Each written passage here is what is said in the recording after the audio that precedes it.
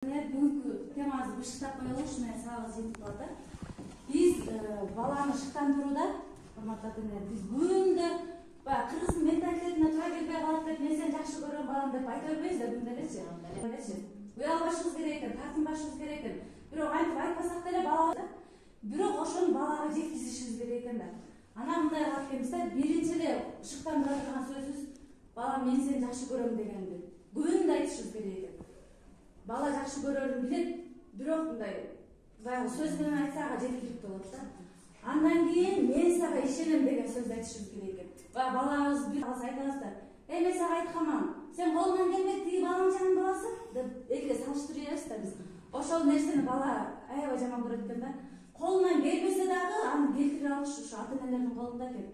Мен сага ишенем, мен сага жардам берүүгө даярмын деген сөздү эстен чыгарбашыбыз керек экен. Анткени баягы бала кандай гана анда деле болушу мүмкүн, мисалы стресс болушу мүмкүн, дагы бир нерсе болушу мүмкүн. Ошондо ушул нерселерди айтып турсаңыз, ошо бала ата-энеге келип сырын беришет экен да, досуна кетип калып дагы бирөөгө айтпайчы.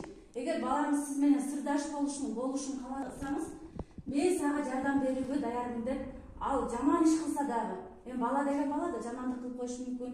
Ошол моментте дагы баланы колдоп, аны жөлөп таяп туруш бул ата-эненин милдети экен да. Ушул мен сага жардам берүүгө даярмын дегенди айтышыбыз керек. Анан сен мыкты адам болосуң. Эч унутпай, ушуну да күндө айтып турушубуз керек экен.